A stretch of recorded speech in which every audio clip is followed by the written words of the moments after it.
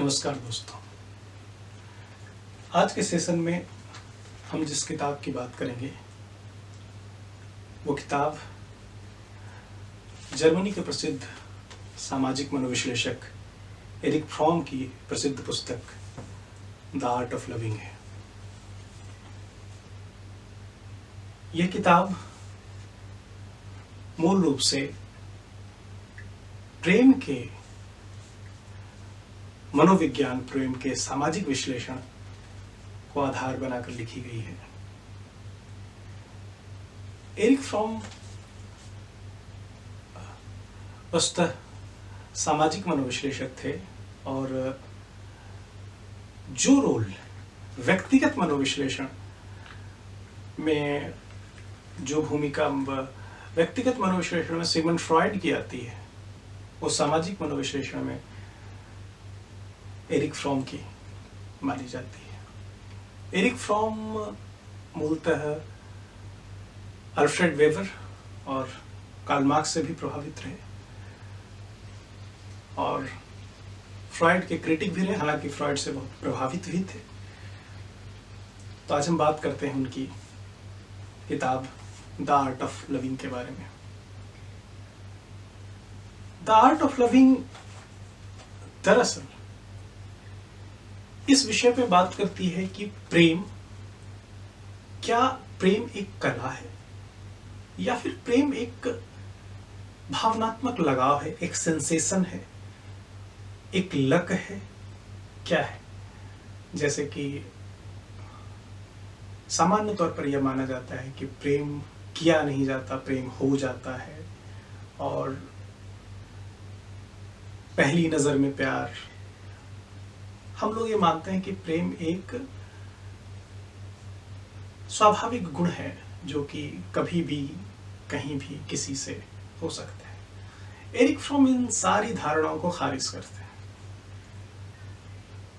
और वे कहते हैं कि प्रेम उसी तरह एक कला है, जिस तरह की इंजीनियरिंग, जिस तरह की पेंटिंग, जिस तरह की आप कोई म्यूजिक कंपोज करते हैं, कोई रचना करते हैं, कोई कविता करते हैं, तो उसी तरह जिस तरह वे सारी कलाएं, उसी तरह प्रेम भी एक कला है और प्रेम को भी सीखा जा सकता है। तो इसकी स्थापना के लिए वे किताब को उसी तरीके से स्ट्रक्चर करते हैं। इस किताब को फ्रॉम ने 4 मुख्य चैप्टर्स में बांटा है।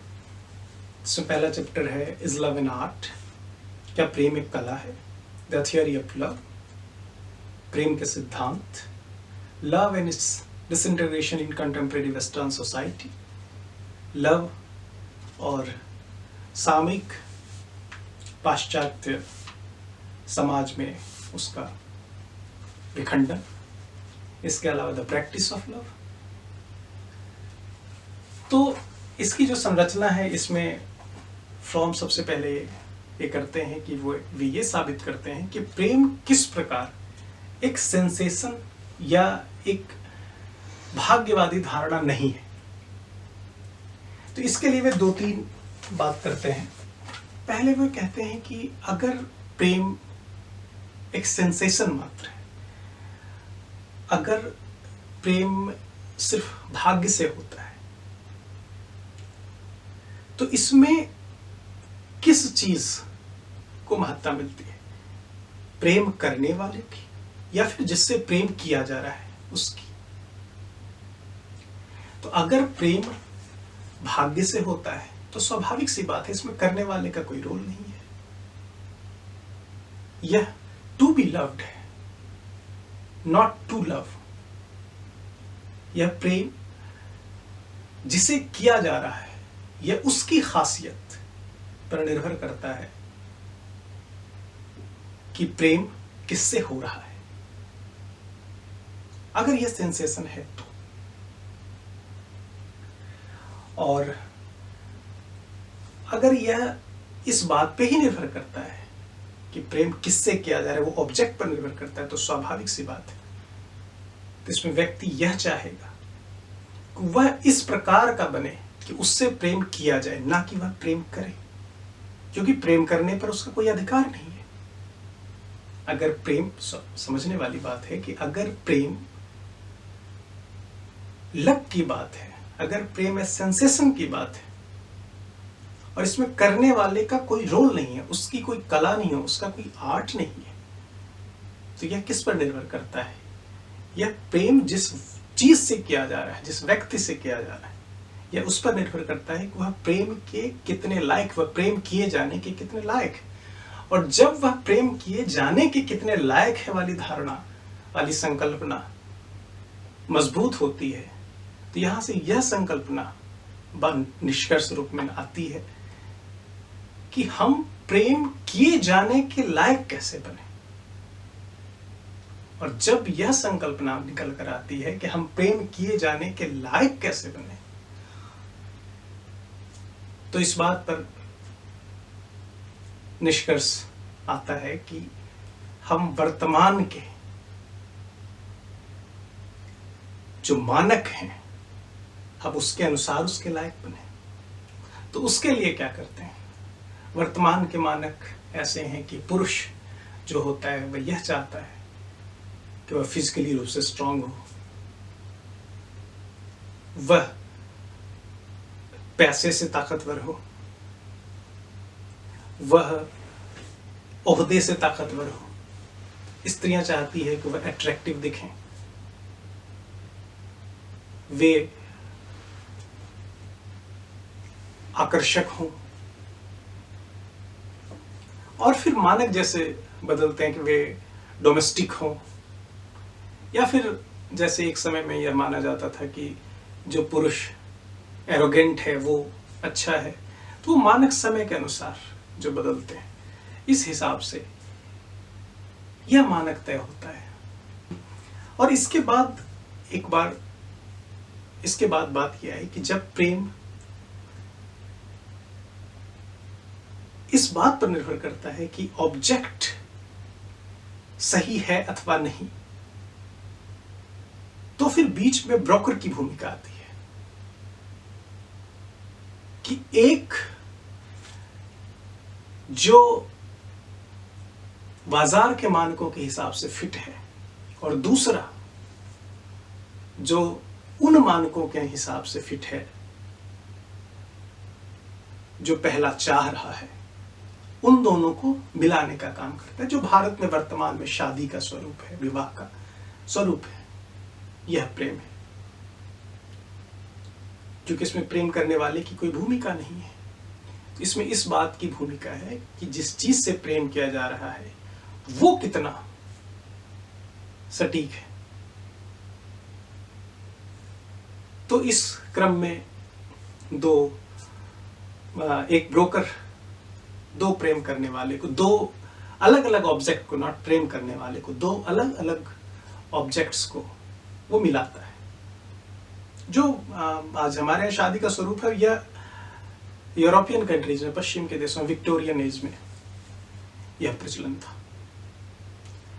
उसके बाद रोमांटिक लव का दौर आया, जब लोग एक दूसरे को अपने अपनी हैसियत के हिसाब से, बाजार के मानकों के अनुरूप एक दूसरे को पसंद करते हैं। वे एक दूसरे को इसलिए नहीं पसंद करते हैं कि वे एक दूसरे को प्रेम करते हैं, बल्कि वे एक दूसरे को इसलिए पसंद करते हैं कि वे अपनी हैसियत के हिसाब से बाजार के मानकों पर ऐसे ऑब्जेक्ट का चुनाव करते हैं जो ऑब्जेक्ट उनके प्रेम के मानकों पर सटीक बैठे। जैसा हम पहले भी चर्चा कर चुके हैं, इसके लिए पुरुष के अपने मानक हैं, स्त्रियों के अपने मानक हैं। इसके अलावा एक बात वे और बोलते हैं, एक बात वे और बताते हैं कि एक स्ट्रेंजर्स लव की वे बात करते हैं कि दो स्ट्रेंजर जब वे एक दूसरे से प्रेम करते हैं, दो अजनबी जब वे एक दूसरे से मिलते हैं, जिसे लोग कहते हैं कि लव एट फर्स्ट साइट, तो वे कहते हैं कि वे दोनों दरअसल एक दूसरे में एक अजनबीपन देखते हैं। और वे उस अजनबीपन के जरिए प्रेम करते हैं।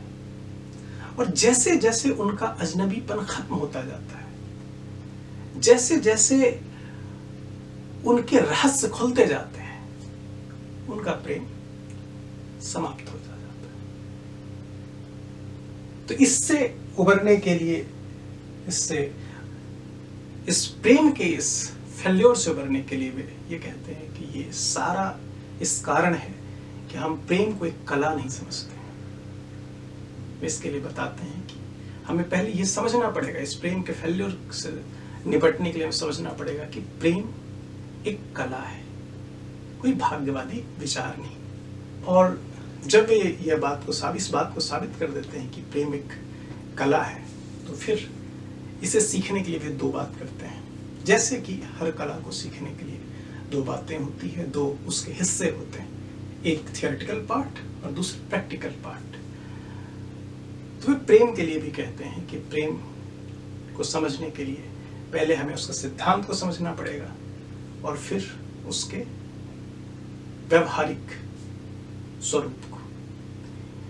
तो प्रेम का सैद्धांतिक स्वरूप क्या है, इसके लिए वे फिर इस बात पर शुरू करते हैं कि इससे पहले कि हम प्रेम के सैद्धांतिक स्वरूप की बात करें, हम समझें कि व्यक्ति को प्रेम की जरूरत ही क्यों है। What's the need of love? तो व्यक्ति को प्रेम की जरूरत क्यों है, आखिर व्यक्ति को प्रेम क्यों चाहिए। इसके लिए वे फिर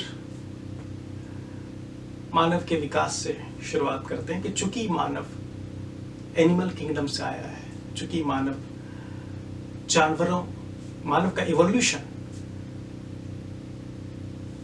एक जानवर से हुआ है, तो जब वह प्रकृति से अलग हुआ तो उसमें एक अलगाव का बोध हुआ, सेपरेटनेस का बोध।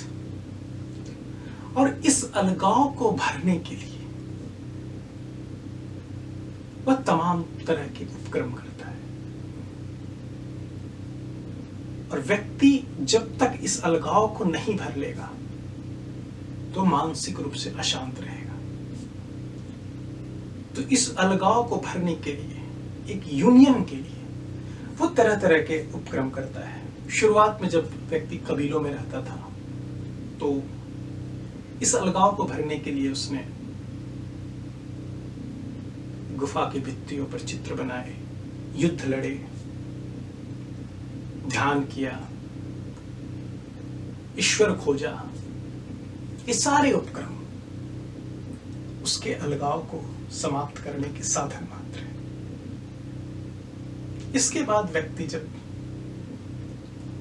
व्यक्ति का एवोल्यूशन जब थोड़ा और अधिक हुआ तो फिर उसने इस अलगाव को भरने के लिए कई सारी तरकीबें निकाली।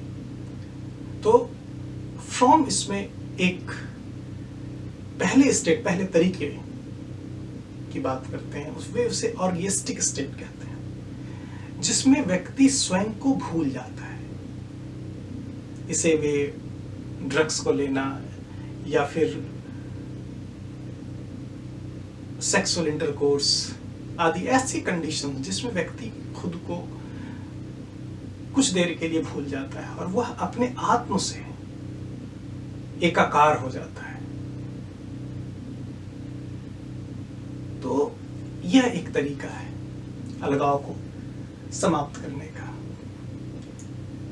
दूसरा तरीका अलगाव को समाप्त करने का जो फ्रॉम बताते हैं वो यह है कि व्यक्ति परिवार का, समाज का विकास करे और फिर उसके मानकों के अनुसार अपने आप को चालित करें। और इसी कारण व्यक्ति ने एक समाज का निर्माण किया, परिवार का निर्माण किया। लेकिन इस समाज और परिवार के निर्माण के क्रम में एक जो समस्या आती है वो समस्या ये है कि व्यक्ति समानता का अनुभव नहीं कर सकता। उसमें एक व्यक्ति किसी दूसरे स्तर पर है, दूसरा व्यक्ति किसी दूसरे स्तर पर है। तो इससे व्यक्ति को पुनः अलगाव का बोध होता है, वह यूनियन का बोध नहीं कर पाता। इसके लिए फिर पश्चिम के दर्शनों में भी और भारतीय दर्शन में भी समानता की बात आई कि ईश्वर ने सबको एक बनाया है, और हमें, जैसे कांट कहते हैं कि हमें किसी भी व्यक्ति को अपने हित के लिए, अपने साध्य के लिए किसी व्यक्ति को साधन नहीं बनाना चाहिए। इक्वालिटी की जो बात करते हैं, लेकिन जब कैपिटलिज्म आता है, जब पूंजीवाद आता है, तो वह सेमनेस की बात करता है, वननेस की बात नहीं करता है। वह कहता है कि व्यक्ति समान तो होगा लेकिन बराबर नहीं हो सकता।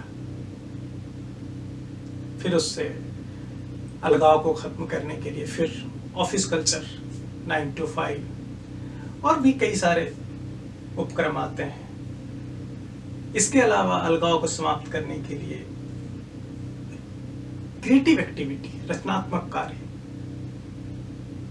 की भी बात करते हैं फ्रॉम, जिसमें व्यक्ति अपने कार्यों से इतना तल्लीन हो जाता है कि वह और उसका कार्य दोनों एकाकार हो जाते हैं। लेकिन इसकी भी अपनी सीमा है। इसमें व्यक्ति पूरी तरह यूनियन या पूरी तरह एकाकार नहीं हो सकता, ये पार्शियल यूनियन है। फिर इन सबों से उबरने के लिए फ्रॉम अंतिम उपाय बताते हैं कि प्रेम ही वो एकमात्र तरीका है जिससे व्यक्ति अपने अलगाव से उबर सकता है और यूनियन को प्राप्त कर सकता है, क्योंकि प्रेम में वह पूरे अस्तित्व के साथ एकाकार हो जाता है। प्रेम में उसका अंतरतम और बाह्य दोनों एक हो जाते हैं। तो इस वजह से तो जो फ्रॉम का ये जो प्रश्न है शुरुआत में जिसे उठाते हैं कि व्यक्ति प्रेम की आकांक्षा क्यों करता है, तो उसका उत्तर यहाँ आकर मिलता है कि व्यक्ति जो अपने प्रकृति से जो अलगाव का जो उसे बोध होता है, उससे निपटने के लिए, उससे पूरी तरह उबरने के लिए, उस यूनियन के लिए उसे पुनः प्रेम की आवश्यकता होती है। अब जब फ्रॉम ये बात साबित कर देते हैं कि प्रेम इतना आवश्यक क्यों है, फिर वे बताते हैं कि प्रेम के कितने स्वरूप हैं। ये सारी बातें थ्योरी ऑफ लव में है कि फिर वे एक सिम्बायोटिक, सहजीवी प्रेम की बात करते हैं, जैसे कि एक माँ के गर्भ में एक बच्चा।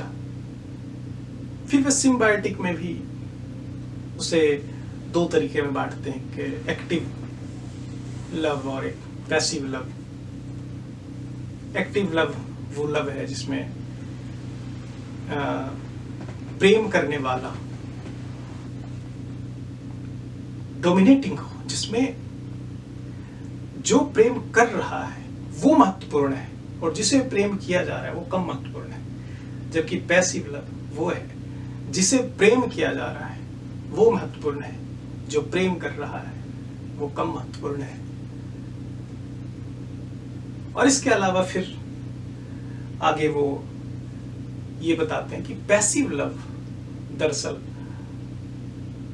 एक वो पूर्ण लव नहीं है, तो इसके लिए वो फिर एक्टिव लव की अवधारणा पर मूल रूप से विचार करते हैं। और फिर वे बताते हैं कि एक्टिव लव के लिए, कि सक्रिय प्रेम के लिए 4 प्रकार के कारक जरूरी हैं, जिसमें वे बताते हैं care, responsibility, respect and knowledge. तो देखभाल, जिम्मेदारी, सम्मान और ज्ञान। तो देखभाल यानी कि आप जिससे प्रेम कर रहे हैं उसके प्रति देखभाल की भावना। वे एक उदाहरण के माध्यम से इस बात को स्पष्ट करते हैं कि जैसे अगर एक माली अपने फूलों की देखभाल कर रहा है और एक दिन वह भूल जाता है उसमें पानी देना, यानी कि वह उसकी देखभाल नहीं कर रहा है।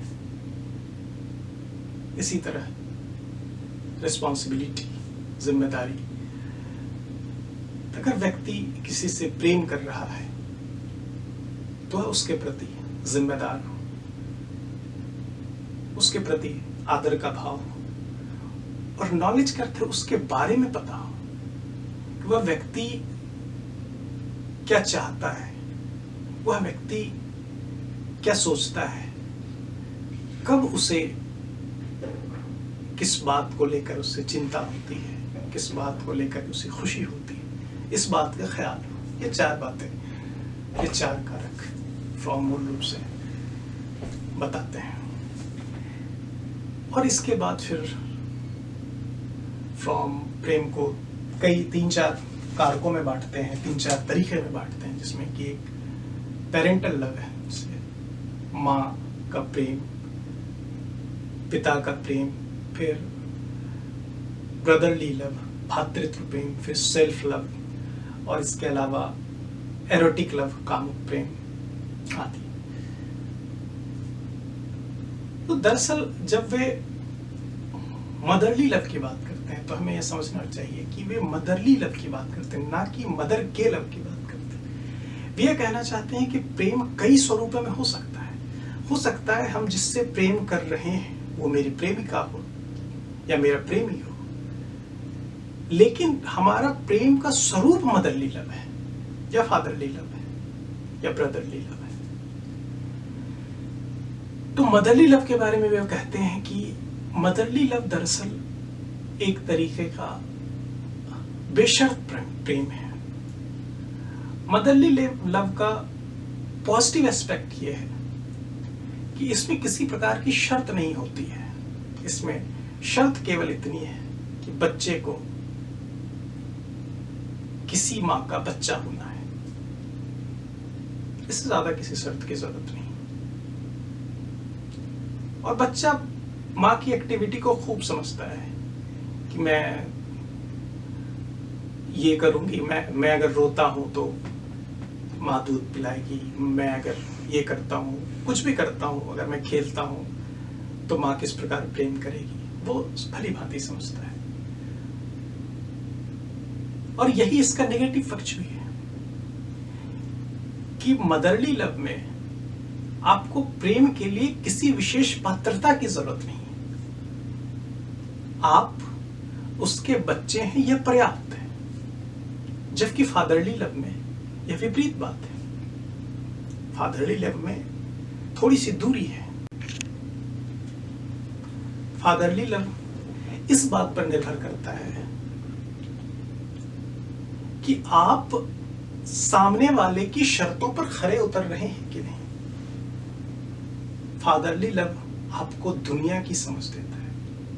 फादरली लव इस बात पर निर्भर करता है कि तुम मेरी शर्तों पर, तुम मेरी उम्मीदों पर खरे उतरो, फिर मैं तुम्हें प्रेम करूंगा। फादरली लव शर्त सहित प्रेम है। और इसके बाद वे ब्रदरली लव की बात करते हैं और वे कहते हैं कि ये प्रेम का सबसे सुंदर स्वरूप है और इसमें एक भाईचारा का भाव है। इसमें ना तो डोमिनेशन है और ना ही किसी प्रकार के पैसिव लव की बात। इसमें बराबरी का मामला है।